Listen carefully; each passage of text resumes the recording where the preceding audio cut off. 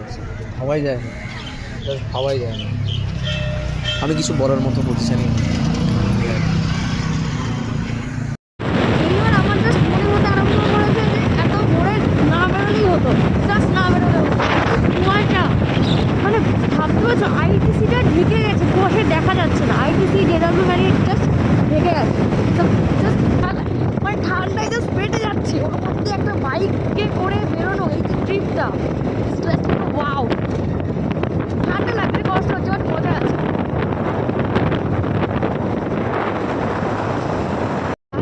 হঠাৎ করে একটা জিনিস মনে পড়লো যে আমার এই যে হেলমেটটা, এটা আমার একটা বন্ধুর হেলমেট, ঠিক আছে? সো আমি ভাবছি যে আমি ওকে সকালবেলাতেই ফোন করে বলবো যে ভাই তোর হেলমেটে কাঁচ নেই কেন? আমার চোখ দিয়ে জল বেরোচ্ছিল ঠান্ডায়, কেন তোর হেলমেটে কাঁচ নেই?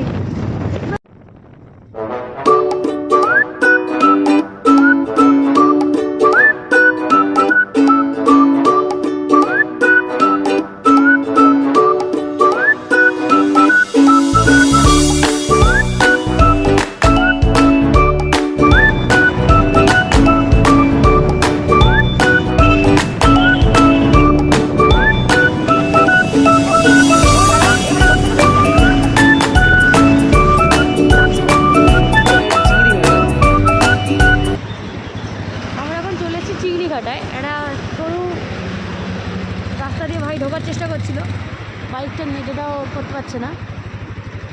হারিয়ে দিয়েছে আজকে, এত কুয়াশা, চোখ দিয়ে জল বেরোচ্ছে, ঠান্ডা, আমি তাকাতে পারছি না। গদগদ, এই দেখো কি অবস্থা। এবার মনে হচ্ছে ভুল করে ফেলেছি।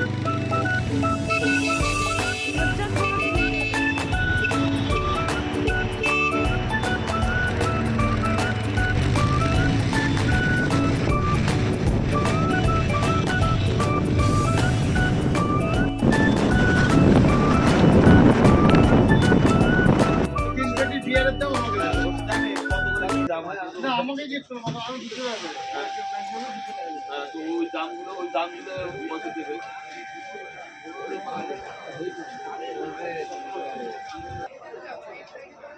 বেসিক্যালি ব্যাপারটা হচ্ছে যে আমরা হঠাৎ করে রাইড করতে করতে আমাদের মনে হলো যে আমরা একটু ভূতনাথ মন্দিরে সকাল সকাল যেতেই পারি, কারণ অনেক দিন হয়ে গেছে বাবার মন্দিরে যাওয়া হয় না, কাজের জন্য হোক বা এমনি, হয়তো উনি ডাকেন না, সেটা হতে পারে। তো আমি আর ভাই যাচ্ছি এখন ভূতনাথ মন্দিরে। আমরা এখন যেখানটায় আছি এটা ইএম বাইপাস, অ্যান্ড এখান থেকে ভূতনাথ মন্দির ঠিক 19 মিনিট।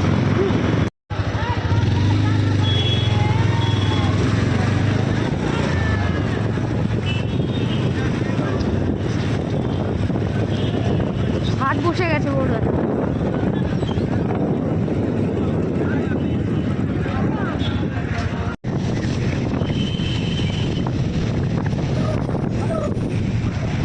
জাস্ট 7 মিনিট তো,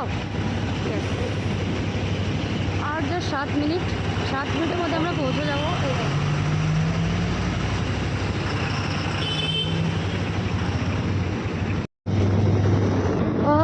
আমরা বোধহয় চলে এসেছি, প্রায় 1 মিনিট দেখাচ্ছে ভূতনাথ মন্দির, 1 মিনিট। আমি খুব এক্সাইটেড, মানে ভাইও। কোন সাইডটা আছে? ও বাহ,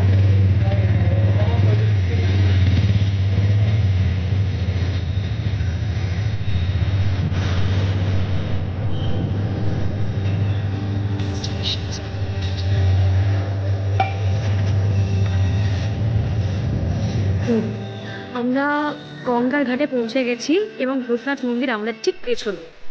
সো আমি লোকেশনটা বুঝে রাখি, এইটা হলো ভূতনাথ মন্দির, লেখা আছে বাবা ভূতনাথ ধাম।